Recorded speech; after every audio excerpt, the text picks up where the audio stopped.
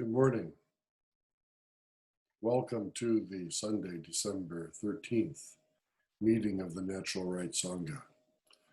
And here in the Pacific Northwest, it is a gray morning. Some clear sky around, but we have big rainstorms coming Tuesday, Wednesday, and all the way through Saturday. As I mentioned this morning, I said, what a shock that in the Pacific Northwest, we've got big rainstorms coming in December. Yeah, real surprise. Yeah.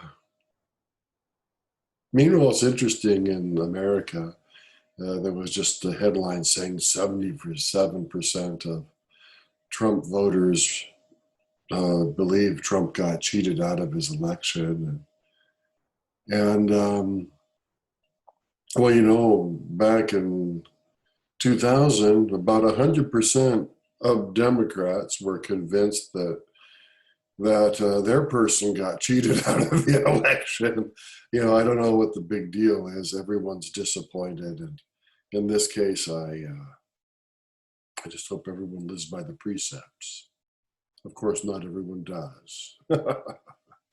Well, this week we're going to continue some sayings from Ramana, and I want to say that in truth, all of these sayings come from the book or booklet at Ramana Ashram that you can get called Thus Spake Ramana, which is a combination from different places.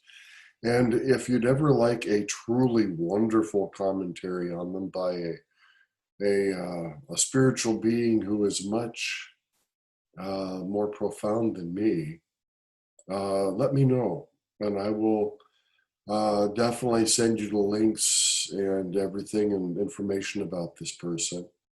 And of course, that's at mark@naturalrightssangha.org. So, I'm sorry, I'm wearing a shirt. A friend gave me this shirt to wear. I don't mean to wear something with sports on it, but it's no big deal. It is essentially meaningless, as far as anything spiritual goes. Just shows I live in the Pacific Northwest. Someone gave me a Pacific Northwest sports shirt. Yeah. So before we begin, let's meditate. So let's sit up straight, comfortably, but back straight, eyes closed, focusing on the breath through the nose. Set your timers, please. By now, you're probably up to 10 or 15 or God knows how many minutes. Yeah, but the amount of time doesn't matter. It's the quality that matters. So set your timer and start it, and then turn this off. When it goes off, please start it again. So here we go.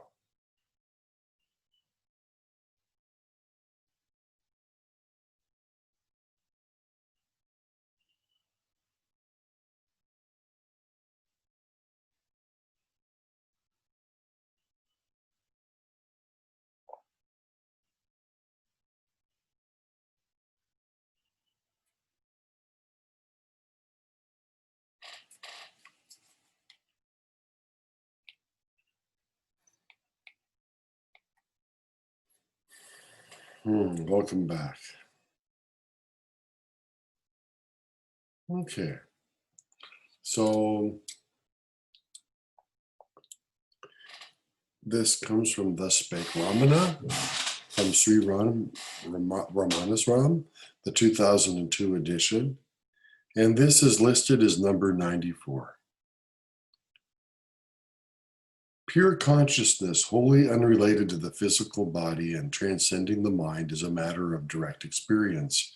Sages know their bodiless eternal existence just as the layperson knows his or her bodily existence. But the experience of consciousness can be with bodily awareness as well as without it. In the bodiless experience of pure consciousness, the sage is beyond time and space, and no question about the position of the heart can there at all arise. So, again, here is Ramana Maharshi talking about experience and the heart, which, as you well know by now, if you've listened to the broadcast, is one of my pet peeves, because there's some so-called teachers out there who claim that there is no heart. When he wrote heart, he meant mind. And who claim that experience is not important, it's only a mental understanding that is needed. Well, these people have obviously never had the experience, never gotten beyond the mind.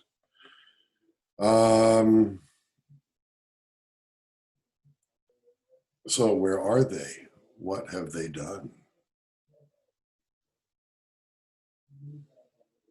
Should they be teaching? I would argue no.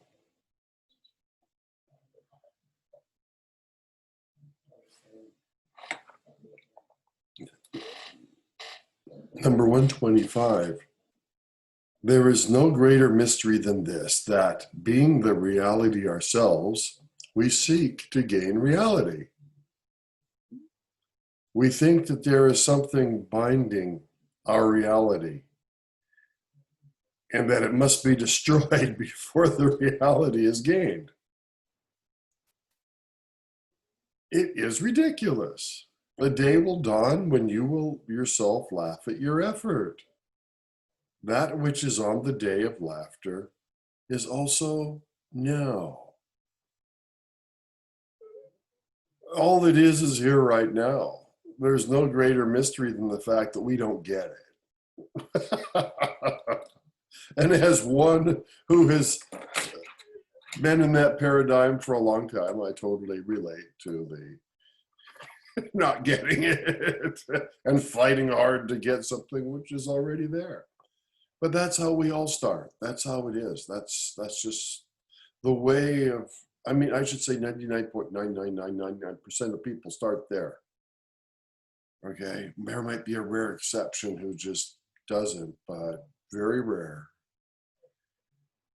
And so effort is needed in the beginning by this so-called mind-body organism.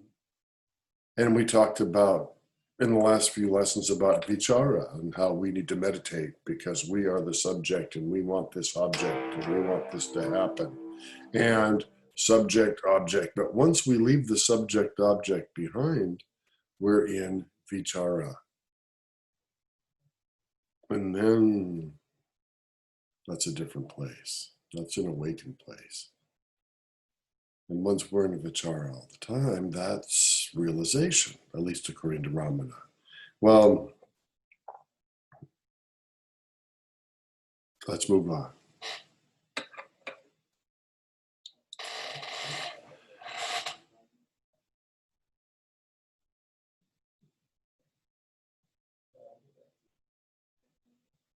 The scriptures are useful to indicate the existence of the higher power, the self, consciousness, and the way to gain it. That is all. When the essence is assimilated, the rest is useless.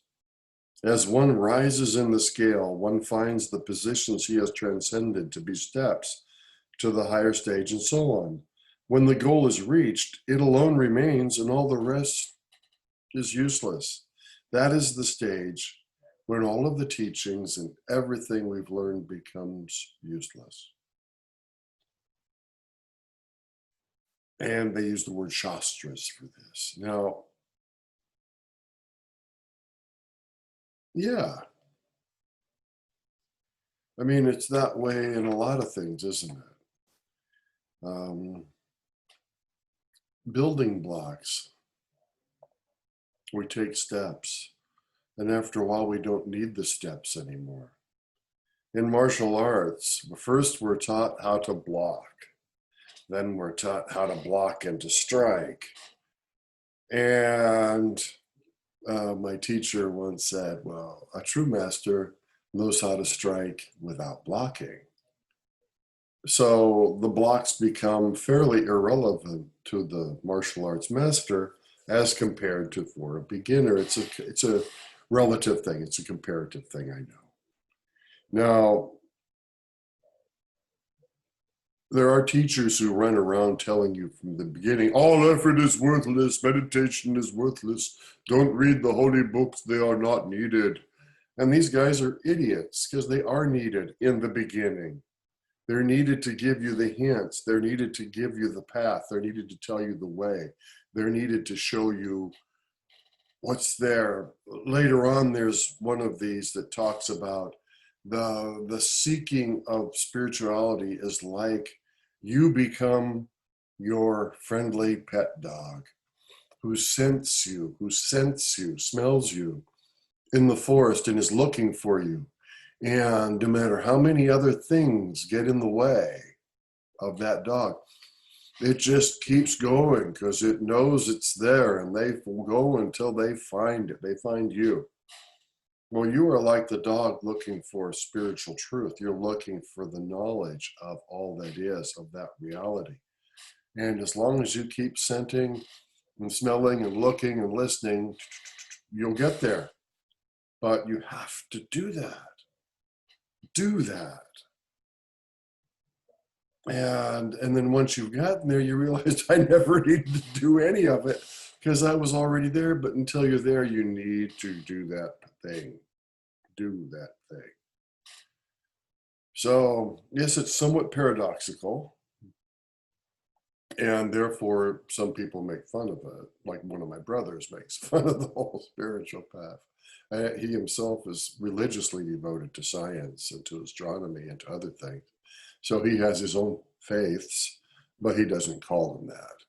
Sad to say, he believes that the human mind is the highest thing in the universe. If we cannot comprehend it with the human mind, it's not possible or not real or whatever. And I'm going, if the human mind is the highest thing we have in the universe, we're in trouble.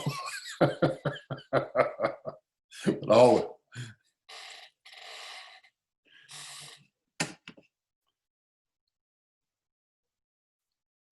that was number 25. Now is number 106. And I remind myself of this one all the time. There is solitude everywhere. The individual is solitary always. His or her business is to find out within and not without. Within and not without. Do not allow yourself to be distracted. If you're that hound dog, keep that scent. Inquire for whom there is distraction. You say the answer does not come from the search inwards. The inquire is the answer, and no other answer can come. What comes cannot be true. What is true.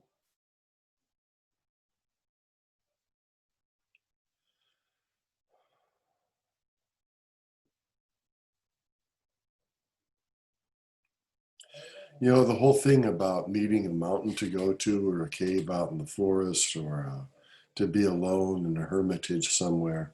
Yes, those experiences are definitely helpful. But in fact, the true sage can be very solitary, even in the middle of a busy city. Ramana Maharshi's door was open to people 24 hours a day. People could come in to the room where he was. He never locked the door. You know, and now people were generally very respectful of him and knew better than to come in and wake him up during the few hours that he did manage to get some sleep. But inside, he was solitary. He was able to go inside and take that breath and be in silence and be. You know, there are some stories that at times early in his life, he wished he could have been more alone than he was, but he kind of resigned himself to it. He said, "Oh well, it is just what all it is has in mind for me, so I will basically grin and bear it." Which is similar to what happened to the Buddha. The Buddha, when he achieved enlightenment underneath the Bodhi tree, and the Buddha was, again, different than most of us because the Buddha had already worked through his stuff, his vasanas and samskaras, his his earthly desires and predilections and all of the sex, drugs, fame, power, and money stuff. He'd worked all that through. So once he had the full awakening, he was right there. He didn't need the years to process it. Most of us do. And the Buddha sat there for 2 weeks, the story goes, not needing to do a thing, not wanting to do a thing. And finally he said, wow, what, now that this has come, what, this body is still present, what to do with it, and then he thought, well, my 4 old friends, I know where they are. They'd worked together for years doing all of their penances and austerities and starvings and fasts and meditations and, doing all these things. And then finally he'd realized those weren't all necessary. And when he told them that, they got disgusted with him and left. Well, he was alone then when he got it. So he decided, well, I'll go tell my 4 friends. And he walked the 100 and some miles from Bodh Gaya to Sarnath, which is a little beautiful deer park, because that's what Sarnath means, it's a deer park, a few miles outside of Varanasi, the holiest city in India, according to Hindus. And so he went there, and the story goes that as they saw him coming, they saw it. They knew he'd got it. He'd shifted. He'd done the so-called final shift. He, to put it in the terms that we use today, all the steps had disappeared. He didn't need any others. No building blocks were needed. He was there, and that's where he first, according to the Buddhists, preached the Dharma. He preached the truth, first place. So 2 of the 4 holiest places in Buddhism. 1, Bodh Gaya, where he achieved what he did, or what he wouldn't say he achieved anything, where he realized what he did. And 2, in fact, he'd say there was no him to achieve anything anyway. And then 2, the place where he first shared what he'd learned, which is Sarnath. And so the Buddha, he was tempted just to stay to himself too, but he made the choice. He knew he could be in solitude anywhere.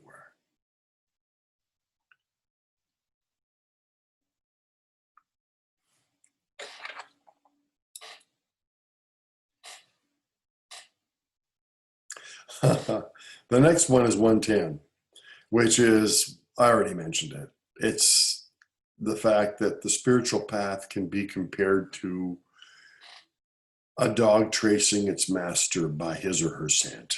Okay. And if you hold on to that scent, that sight, that hearing, whatever it is, and you just keep after it, no matter what the distractions, eventually you'll get there. At least it'll appear you get there, and then you'll realize you were already there. But until you've done that, you're on the search.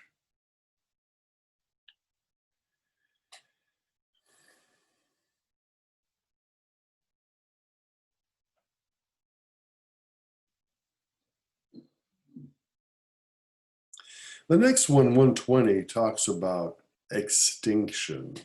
And I'll read it and then we'll talk about it. The state of non-emergence of I is the state of your being that. Without questing for that state of the non-emergence of I and attaining it, how can one accomplish one's extinction, whereafter I never revives? Without that attainment, how is it possible to abide in one's own state where one is that? Now here, that is all that is. That is the realized state. That is fully understanding that you are all that is, and everything that is you, and that not that you're better or worse, you're just a part of all that is, and not even a part, it is all that is. And this isn't an egotistic thing, it's just a fact.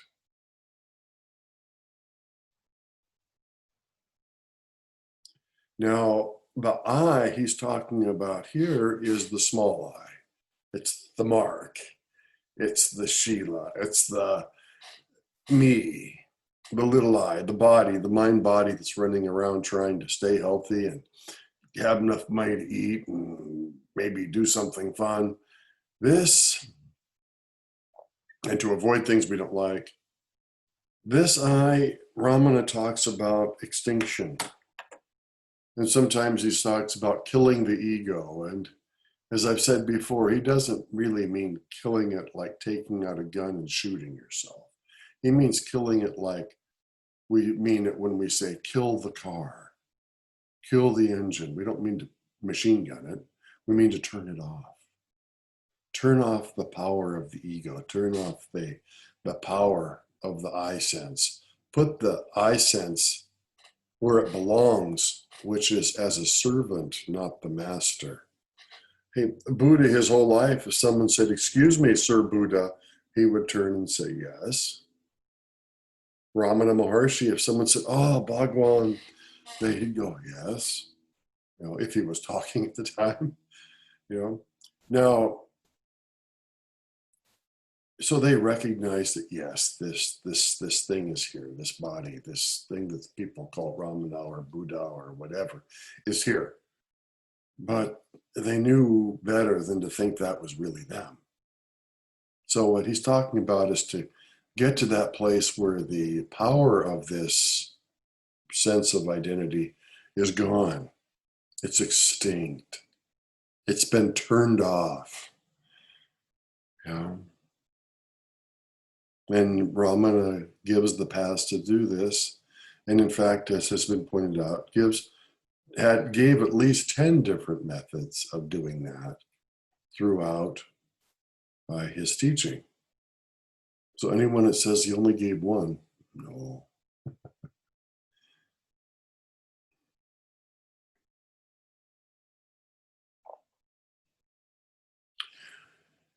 Okay.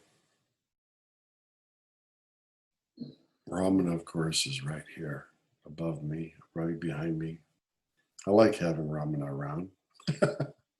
He said he'd never go anywhere, so why not? Yeah.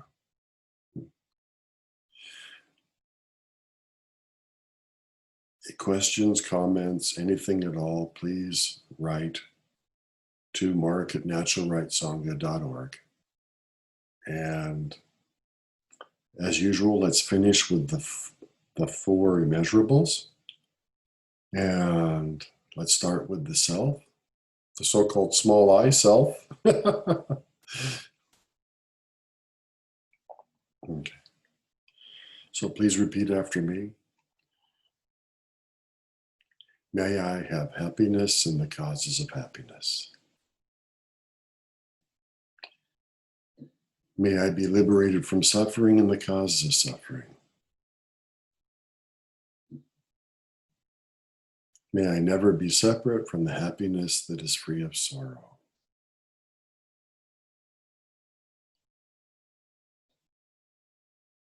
May I reside in equanimity, free of attachment and aversion.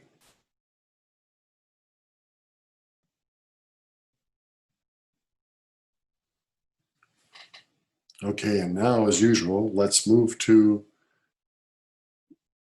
we. We, as in you and who, everybody else, or friends, or family, or loved ones, or your sweetheart, or people you're not really that fond of, but you wish well and want to do better, yeah, or everybody, all things, all sentient beings, the universe. So when I say we, I really mean it could mean all. In fact, when I do this by myself, I'm always saying all. May all have happiness. May all be liberated from suffering. You know. May all never be separate from the happiness free of sorrow. May all reside in equanimity, free of attachment and aversion. But we'll do it for we. Okay, so here we go. Please repeat. Look in the eyes of one of the people or persons or beings that you're doing this for. May we have happiness and the causes of happiness.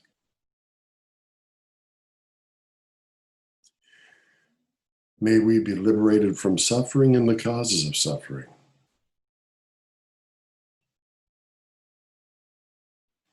May we never be separate from the happiness that is free of sorrow.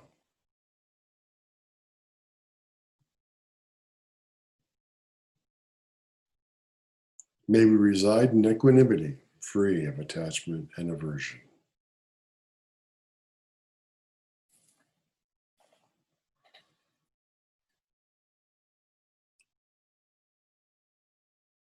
We haven't talked a lot about the precepts recently. I don't want you to think that they are not a huge focus of the Natural Right Sangha. They are. And I want to emphasize that every time that we meet, that these are huge, these are key, and living by them and hopefully picking up some tips from the other things that we do,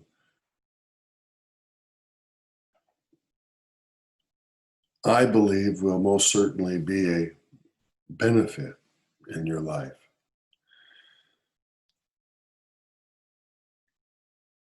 And we could go on for an hour about that, but I won't. It's time to stop. So thank you for being here, and blessings.